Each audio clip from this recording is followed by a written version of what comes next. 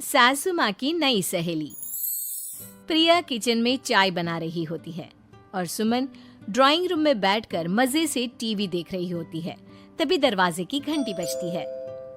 प्रिया, जरा देखना तो कौन आया है। देखती हूँ मम्मी जी। प्रिया दरवाजा खोलती है तो सामने पड़ोस वाली विमला आंटी खड़ी होती है। नमस्ते आंटी जी, कैसी हैं आप? मैं तो बिल्कुल ठीक हूँ बेटा, पर तेरी सास को क्या हुआ है? आजकल कहीं दिखती ही नहीं है। जब देखो तब टीवी के आगे जमी रहती है। अंदर तो आइए आंटी। अरे ओ दीपक की अम्मा, कहाँ हो?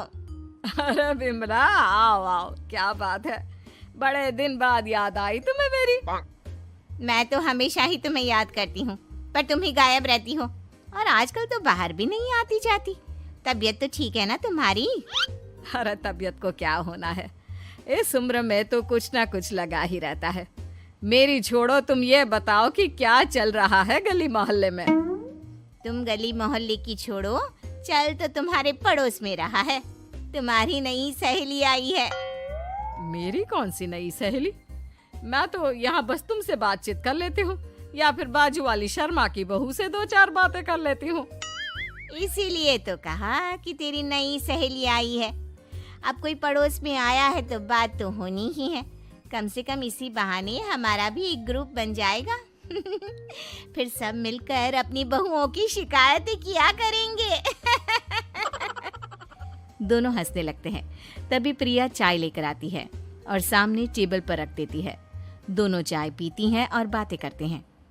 चलो मैं चलती हूँ, अब कल मिलते हैं। राम राम।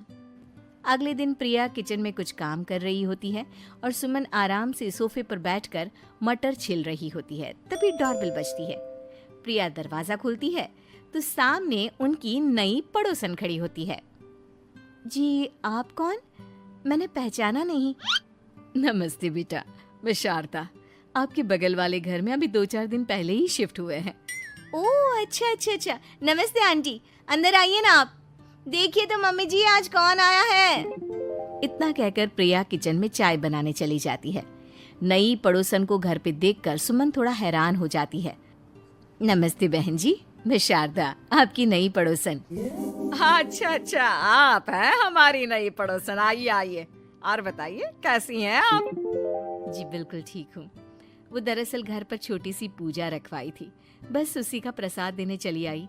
सोचा इसी बहाने नए पड़ोसियों से भी मुलाकात हो जाएगी। ये तो बहुत अच्छा सोचा आपने।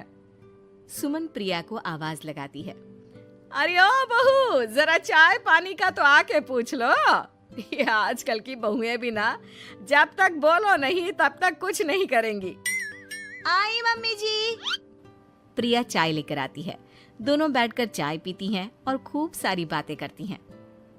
अच्छा बहन जी, अब मैं चलती हूँ, फिर मिलते हैं। अब तो आना जाना लगा ही रहेगा।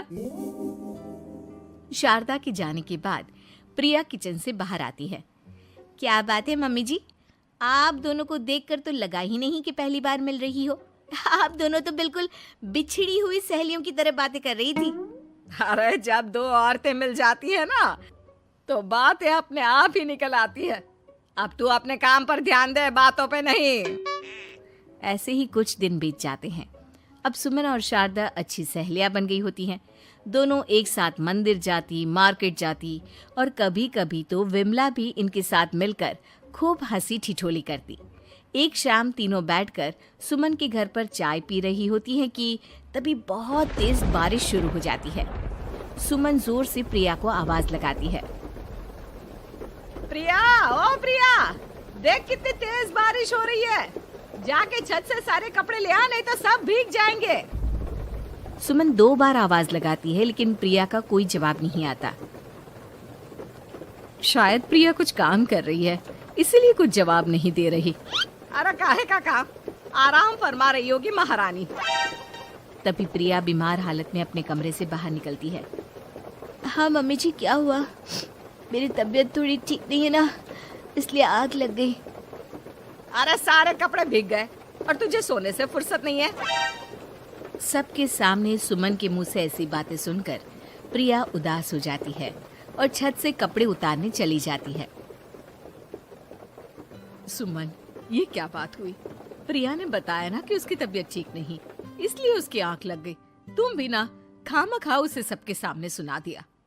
अरे आप नहीं जानती शारदा जी, कुछ बहुएं ना बहुत आलसी होती है, घर का एक काम नहीं करना चाहती। ऐसा नहीं है सुमन, तुम्हारी बहू तो बहुत प्यारी है, तुम्हारी सारी बात भी तो मानती है। हाँ सुमन, तुम प्रिया के बारे में ऐसा क्यों सोचती हो? मेरी भी दो बहुएं हैं, लेकिन मैं उन्हें अपनी बेटियों की तरह रखती हूँ। आखिर वो भी तो किसी की बेटियां ही है ना। और अगर तुम ऐसा ही व्यवहार करोगी तो एक दिन प्रिया भी तुम्हारे साथ ऐसा ही बर्ताव करेगी। शारदा और विमला की बातें सुनकर सुमन की तो बोलती बंद हो जाती है। वहीं प्रिया भी बाहर से सारी बातें सुन रही होती है। अरे मैं कोई उसकी दुश्मन थोड़ी ना हूँ, मैं भी उसकी माँ हूँ, लेकिन कभी कभी सास बनना पड़ता है, नहीं तो बहुएं हाथ से निकल जाती है। देखो सुमन, ये सब सोच का फर्क है। अगर तुम ये सोचोगी तो कभी प्रिया को अपनी बेटी नहीं बना पाओगी। इतना कहकर शारदा और विमला वहां से चली जाती हैं और सुमन अकेले बैठकर उनकी बातें सोचने लगती है। अगले दिन प्रिया और दीपक अपने कमरे में बैठकर बात कर रहे होते हैं और सुमन उनके कमरे के बाहर कुछ काम कर रही होती है और उन दोनों की बातें सुन लेती है। दीपक, तुम्हें पता है हमारे पड़ोस में जो शारदा आंटी है ना, बहुत अच्छी हैं। अच्छा, ऐसा क्या हो गया जो तुम्हें वो इतनी अच्छी लगने लग गई? कुछ खास नहीं, बस कल जब मम्मी जी मुझे सबके सामने सुना रही थी तो शारदा आंटी ने मेरा साथ दिया। मैं तो सच में हैरान ही रह गई थी जब उन्होंने मम्मी जी को मुझसे ऐसा बर्ताव करने के लिए मना किया। अच्छा, फिर क्या हुआ?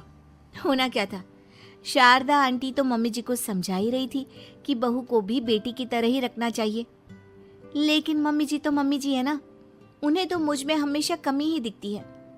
काश मुझे भी शारदा आंटी जैसी सास मिली होती जो मुझे भी अपनी बेटी जैसी समझती। सुमन ये सब सुनकर बहुत उदास हो जाती है और वहां से चली जाती है। प्रिया की बातें सुमन के कानों में बार बार गूंज रही थी। उसे बहुत शर्मिंदगी महसूस हो रही थी कि उसने प्रिया के साथ बहुत गलत किया है। अगले दिन सुमन शारदा और विमला को बुलाती है। क्या बात है सुमन, आज तूने ऐसे अचानक क्यों बुलाया? सब ठीक तो है ना? हाँ हाँ, सब ठीक है, तुम दोनों बैठो तो सही। तब तक दीपक और उसके पापा भी आ जाते हैं। प्रिया, तुम भी आ जाओ। क्या हुआ मम्मी जी, आपने बुलाया? हाँ प्रिया बेटा, मैं आज सबके सामने तुमसे माफी मांगना चाहती हूँ। मैंने आज तक तुम्हारे साथ बहुत बुरा व्यवहार किया है, लेकिन तुमने कभी भी मेरे साथ बुरा बर्ताव नहीं किया। मुझे अपनी गलती का एहसास हो गया है, हो सके तो मुझे माफ कर देना। प्रिया अपनी सास की बातें सुनकर हैरान हो जाती है। उसकी आंखों में आंसू आ जाते हैं। प्लीज मम्मी जी, आप मुझसे माफी मत मांगिए, मैं भी आपकी बेटी ही हूँ।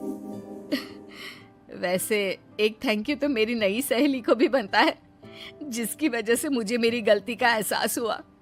शारदा बहन, आपका बहुत बहुत शुक्रिया जो आपने मेरी आंखें खोल दी। अरे क्या सुमन, तुम भी ना। तो फिर इसी बात पर चाय और पकोड़े हो जाए? हाँ हाँ, क्यों नहीं।